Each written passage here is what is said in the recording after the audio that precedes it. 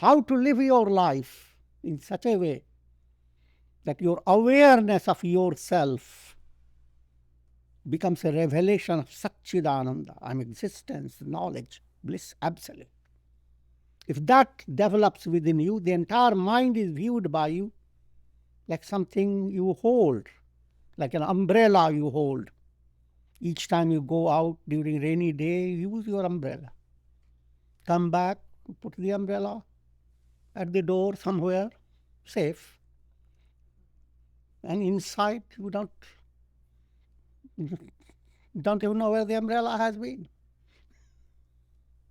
Similarly, mind can be handled by you with increasing sense of detachment. I am not the mind. And that becomes the key to handling the mind.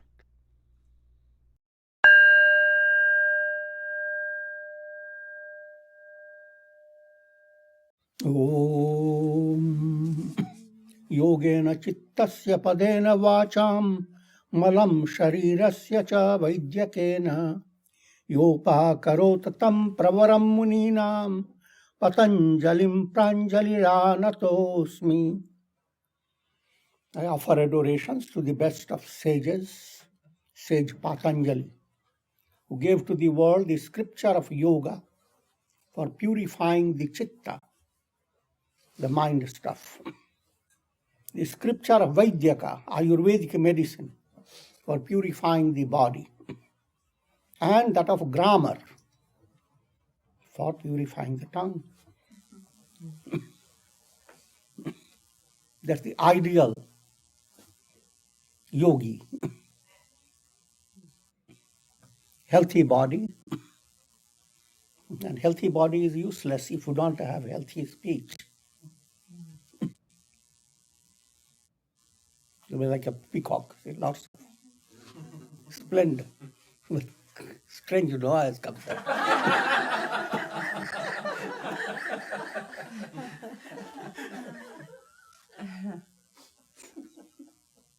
And purifying the chitta, the deepest level within you that opens the window to eternity. Presently,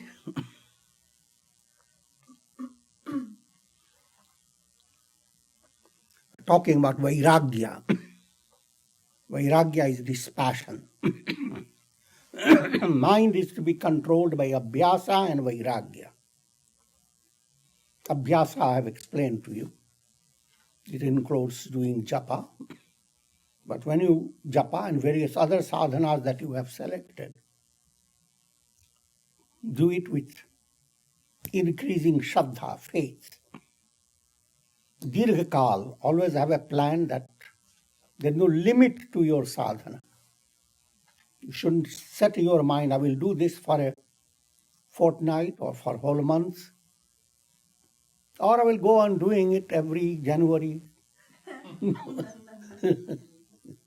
Not so. Just as you never ever think about how long I have gone and been breathing. Shouldn't I give retirement to my nose?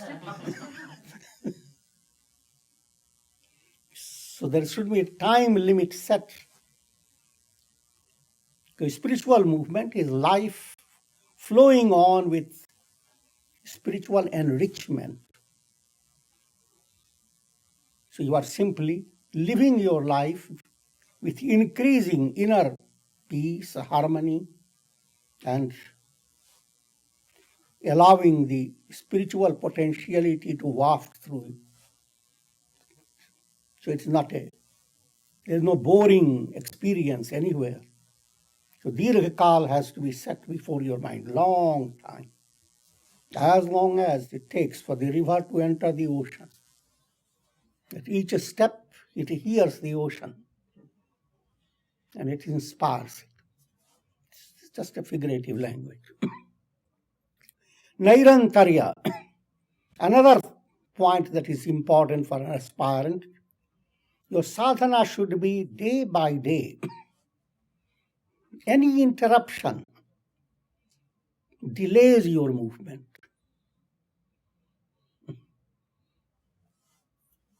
There's time to sleep, time to wake up, time to do japa, time to do yoga exercises. And if all these little things blended together in daily life, you hardly develop the idea you are doing something unique, that you are carrying a big burden of sadhana. Rather, sadhana has taken away your burden from your head. You feel like your burden is moving away. Also, sadhana has added into your heart a sense of wings flying. I will not go into too much detail. Nairantarya means it should be day by day. If due to some reason it is interrupted, you can make adjustment. But it shouldn't be your habit to go on breaking up your sadhana and doing it off and on. If it is, then you are dull with.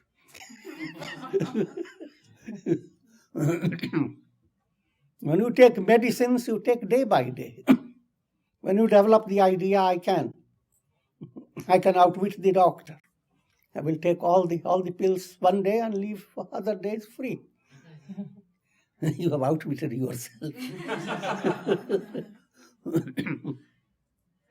Satkar, another term, always develop a sense of great privilege, great opportunity, the grace of God that allows your mind to turn to God, gives you time and energy to bring the divine name in your mind and do your sadhana. So there has to be a sense of satkar, sense of feeling you are privileged, feeling of respect, devotion. Love, devotion, faith, and respect. When you blend them and compound them, that's called satkar. In the 15th sutra, which I have already explained, I will just touch upon it. Drishta anushravik vishaya vitrishnasya vashikara sanya vairagyam. Those who do not have cravings for objects seen or heard of have attained vairagya known as vashikara. This point I have explained, that vairagya is allowing your senses to come under the dictate of your intellect. But the obstacle that comes in this practice is raga, your dependence upon objects of the world. Mind has gathered impressions of raga dvesha. Those impressions are lodged in your unconscious. So when you live in the world, you always live with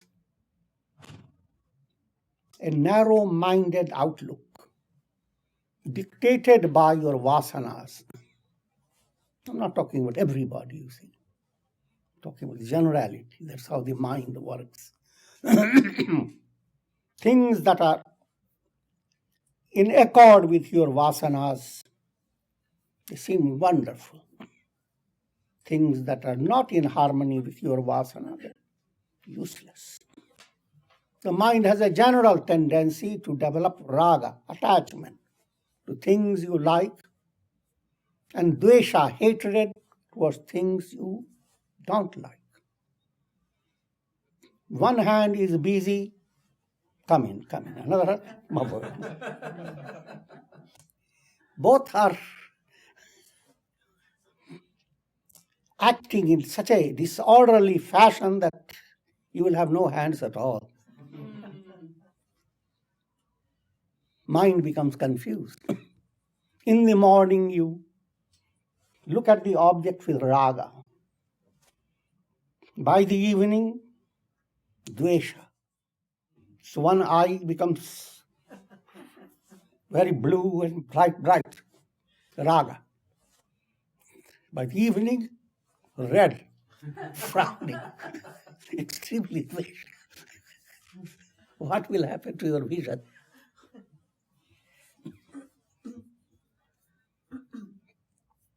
Focus is directed on how to change the vasana aspect, the vasanas that are in your unconscious.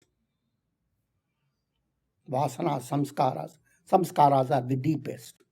So don't worry about them. They are the karmashaya that goes on working through many lives. But vasanas are more practical in your day-to-day life. They are close to you. It's just like you have put some flowers or even onion and garlic very close to your kitchen and you are smelling it. Vasana term comes from vas, kind of smell. You have Shubha Vasana, you have Suvas. Fragrance comes around you. If you don't feel it because too used to it, others feel it. So how to gather Shubha Vasanas, that's the whole project. And Vairagya has described Drishta Anu Shravik. All Vishaya, objects, they come in two categories. Objects that you have heard of and objects that you have not heard of. Objects that you have not heard of comes under two categories. Objects that will happen, that you will encounter after death. And experiences that you will encounter as you practice yoga sadhana, as a result of practice of samyama, concentration, meditation, samadhi. Siddhis will become available for you. Countless siddhis. Vairagya implies a whole project not to be deluded by all this. The practice has different levels. Yatamanam is the beginning level. Yatamanam is striving. In striving stage, you think of the negative aspects of the objects. Vishaya ninda. Just like people gossip against you and you don't like. You gossip against Vishaya, all sense enjoyments. By developing a mind that understands the transient nature of objects, deceptive nature of objects. But though intellectually you have understood, you are tempted. Your senses are not under your control. Therefore, to your mind, you have to give some exaggerated, negative evaluation of objects. That you have to plan out how to do it. Jalma mrityu jara vyadhi dukkha dosha anudarshanam. Try to develop dukkha dosh. How much pain is involved in coming into birth? A lot of pleasure is also involved. In Yatamanam state, you forget about the pleasure. Only the pain.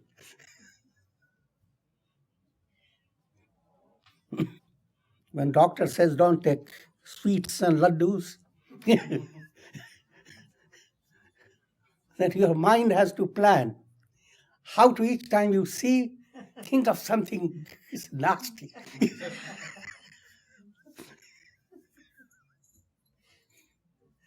This stage is transcended as you grow, as you advance. But it is a practical method. Yatamanam stage, think of Jalma Mrityu, coming back into birth. Lots of pain and illusion. See, exiting the body, enormous, shocking.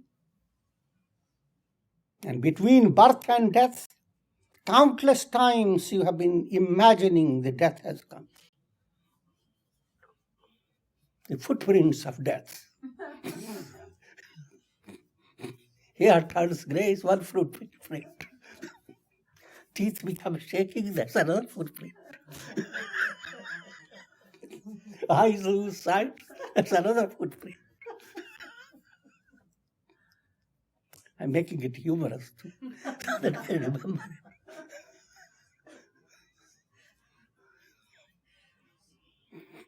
Old age, disease,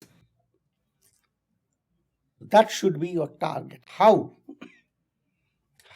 How to be free of all these painful situations, to be born, to be a child, to grow up, learning all things that you had once learned. Many times you had learned. Even just to walk, to be handled like a little object.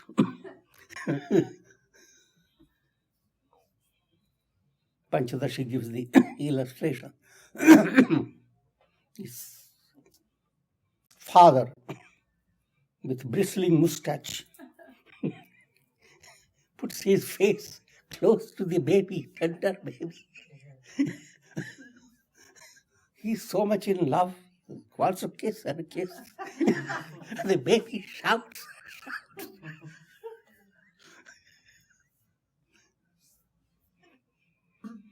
That's this moha, illusion, that becomes involved in the world.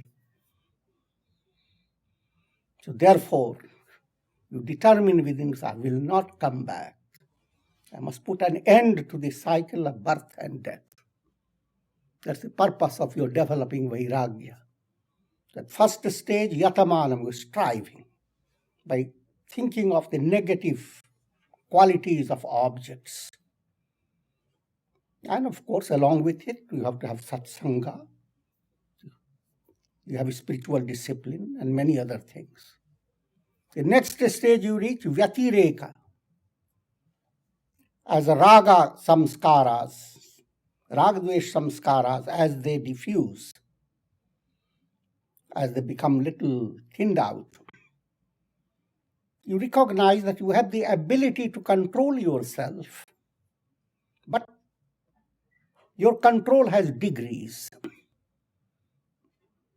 If someone shouts at you, no matter how much, you can control yourself. You will not shout back. You will not break the door or anything of that nature. But if the person were to shout again and again, all right, 3 times. So you have the ability to endure 3 times. But the other one says, I can do that 60 times. So it's progressive control. You can direct it to any other temptation.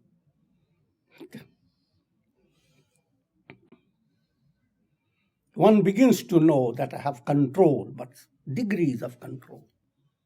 Therefore, you avoid where you don't have control. But all this process comes to another stage, very high stage. Come to realize all this handling of objects, etc., have very simple source, mind.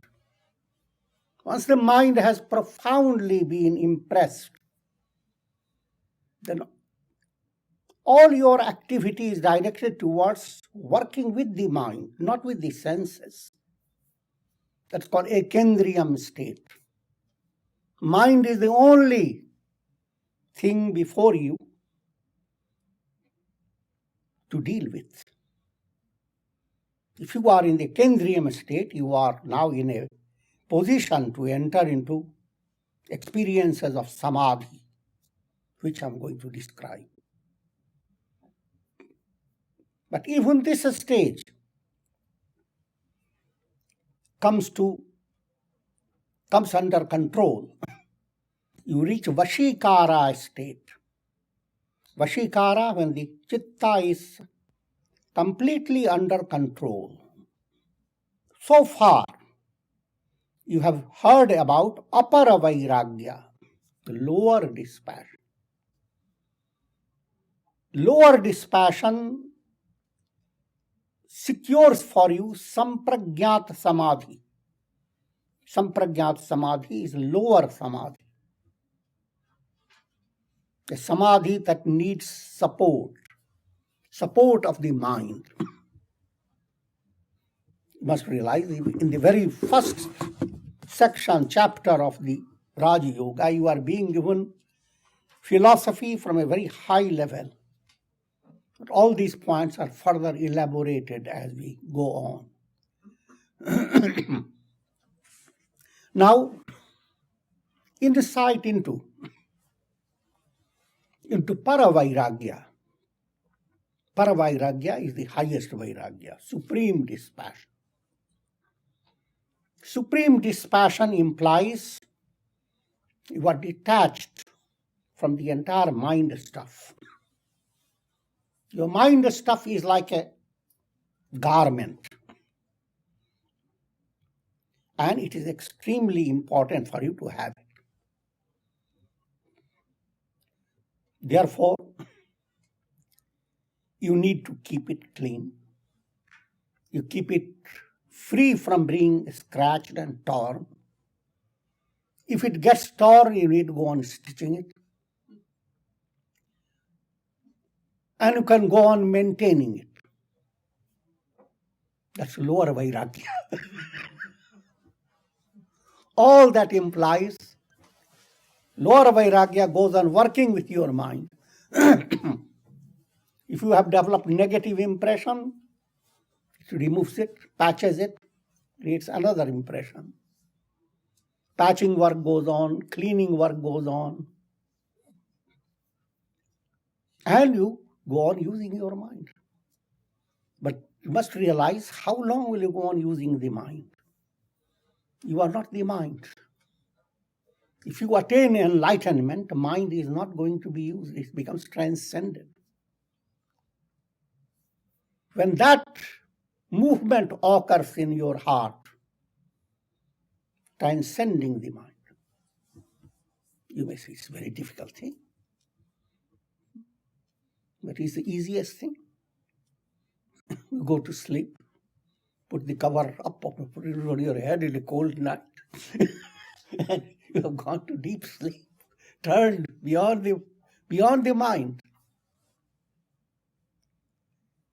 What I'm humorously trying to say, that is your goal. Day by day, God reminds you that you exist without the body, without the mind, without the intellect, without the ego. And you are in no way in a negative state. How to live your life in such a way that your awareness of yourself becomes a revelation of Satchidananda, existence, knowledge, bliss, absolute.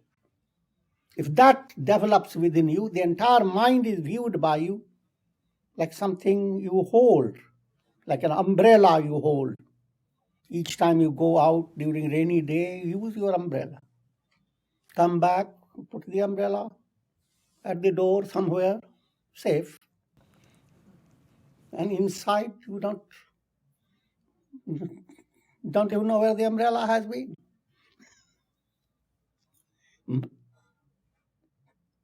Similarly, mind can be handled by you with increasing sense of detachment. I am not the mind. And that becomes the key to handling the mind. Otherwise, you get into a vicious circle. You want to remove anger. You have tried, and several days you have succeeded. But suddenly, even though you have ousted anger for a few days, it has come back. Now you are angrier than ever before to oust the anger. Or you develop a sense of regret. Why is it? I have been doing so much sadhana. Why did I slip back? All this happens because you are not viewing your mind as something other than you. You are working through the mind. So the mind has its own days, you see. If the mind doesn't operate exactly to your expectation, continue to be detached. When you have succeeded, your mind has created impressions and has stored it. And the storing of your sadhana goes on day by day. So the storage is unaffected. So you do not have to lose time over day-to-day changes and moods of the mind, but learn to be sakshi, observing those changes.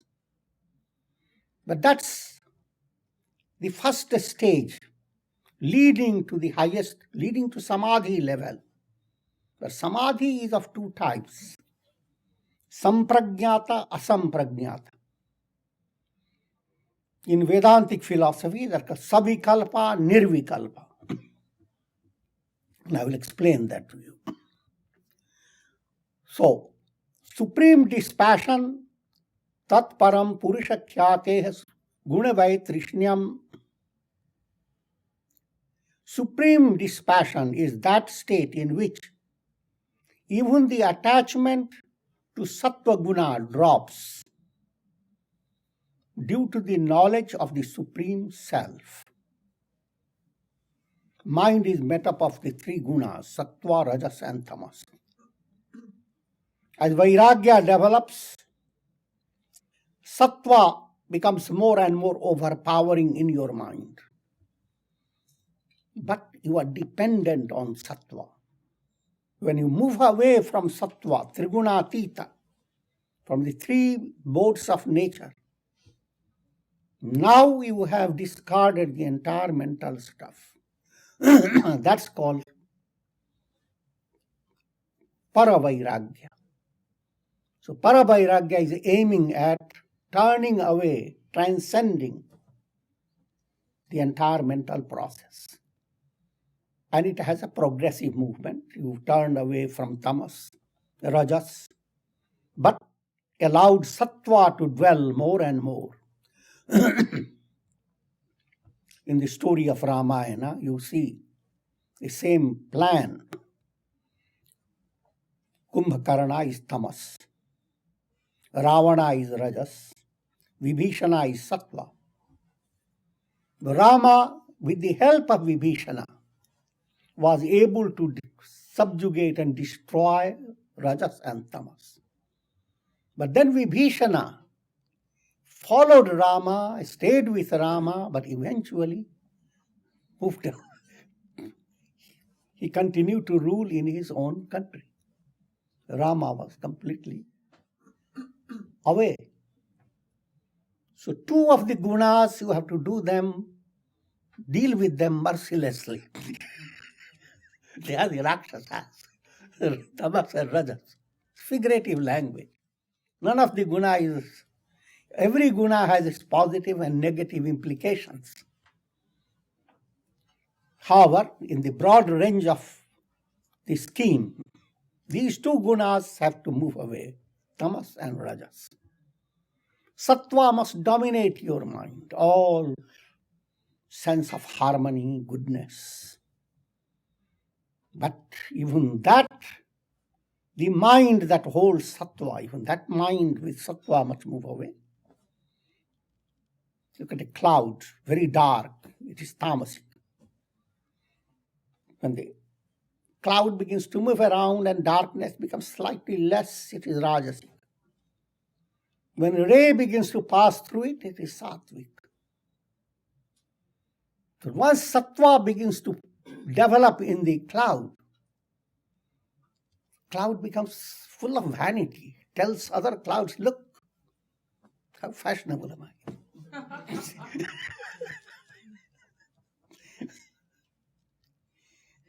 But that's the level of upper Vairagya, lower Vairagya. Now starts another change in attitude. The cloud that has been looking at itself, feeling fanciful, bright, dazzling, suddenly realizes that if I let in the sun more and more, I will dazzle more. And the other clouds said, don't do that. He won't even exist. He said, I don't care.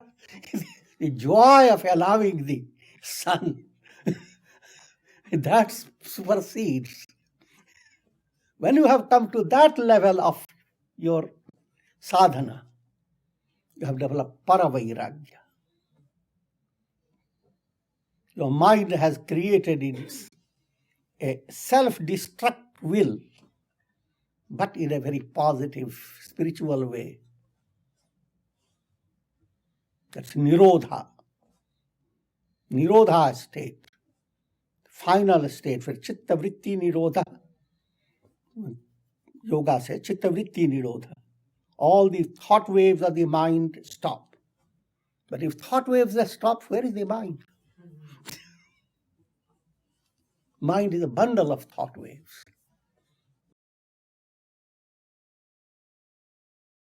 Now, briefly we are describing Samadhi. More details will come later. There are 4 stages of lower Samadhi called Sampragnat Samadhi. They are in rungs, ascending rungs.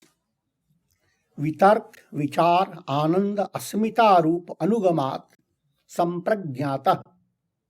These are Sampragnat Samadhi. Vitarka. First level is called Vitarka Samadhi. Vitarka means mind that has confusion, mind that deliberates. It's the gross level of Samadhi.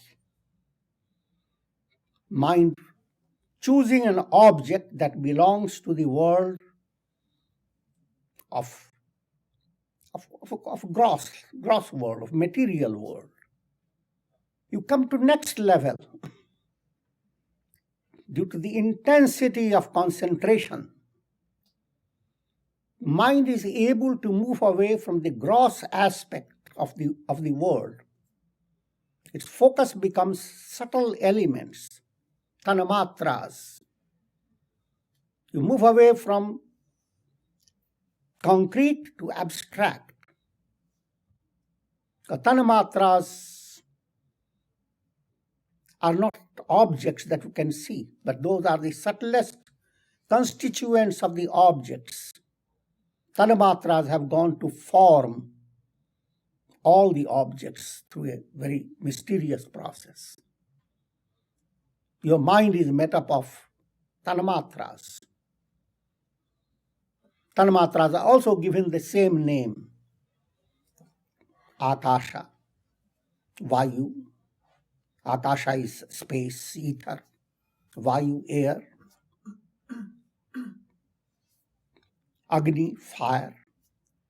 Jalam, water. Prithvi, earth. Earth, water, fire, air, space. These are that gross aspect everybody knows, but their original source are called tanamatras. They are also known as sukshma bhutas, subtle ghosts. Ghost implies God is the spirit, and these are the materialized version of that divine self in the subtlest form. The first stage of God's movement towards the world, tanamatras.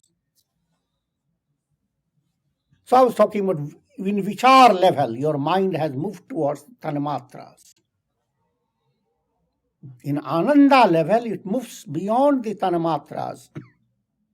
Beyond the tanamatras, again, in the context of this sutra, different levels are there. In Ananda level, mind has become extremely pure. Your mind is not focused on concrete objects, nor focused on subtle objects, but mind is focused on itself. That gives you great joy, because you come to realize that all that you want to do, all that you want to achieve is there right with you. The whole mind is there. A tremendous burden moves away from your mind. Gives you a sense of tremendous joy. A sadhana where, a samadhi where mind, the plane of mind has become the reality. Fourth state, Asmita. At Ananda level, there is an awareness, I am joyous. In Asmita, the source of I am, just pure I am, that becomes the last of the lower samadhi, the climax of the lower samadhi, the tip known as Asmita. If you break it, you turn into asampragyat samadhi. Once the ego source is eliminated, there is nothing but Brahman, the absolute. Let me give you some more explanation. Vitarka samadhi, beginning with the first layer. Vitarka is of two types, savitarka, nirvitarka. This is the gross aspect of samadhi. That means you are beginning it with gross object in view.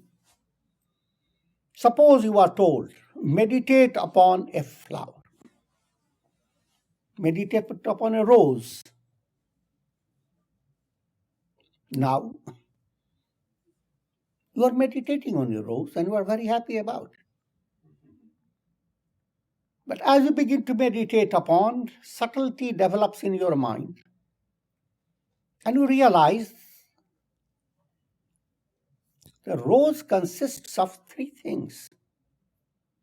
The actual rose that is in the garden, the English word rose that sits on your tongue.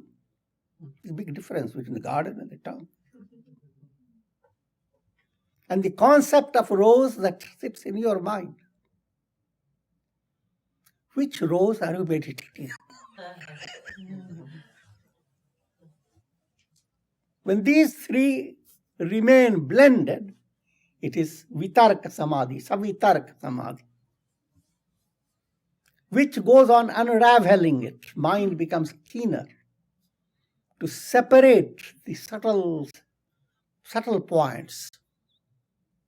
Nirvitarka, you have reached that level where you can see the separation between the rose, the name, the concept. All the three become much more different, distinct. And in this state, the awareness of time, space move away. Each samadhi level will give you that sense that you're moving away from time, space. The Vitarka is the beginning. Nirvitarka leads to a deeper level. But still your mind is working with physical objects. Then we come to Vichara level. Mind has started handling abstract object. Abstract object. Suppose you give to your mind, I am shant, peaceful. The mind needs a form. So you say to yourself, I'm as shant as Shiva. Your mind turns to Lord Shiva. Or, if you are more, it turns to the Himalayas with lots of snow. Shanta has a certain form in your mind. In a technical language of philosophy, you are dealing with subtle elements. In Savichara state, you are striving, allowing the mind to focus. In Nirvichara state, next step, It comes spontaneously. Your consciousness expands, but remains in the level of Vichara, that's the abstract level. All this will be explained to you again. That's one of the methods of all these scriptures. Gada Parinyaya. One hammering has not been enough, that will be given too many.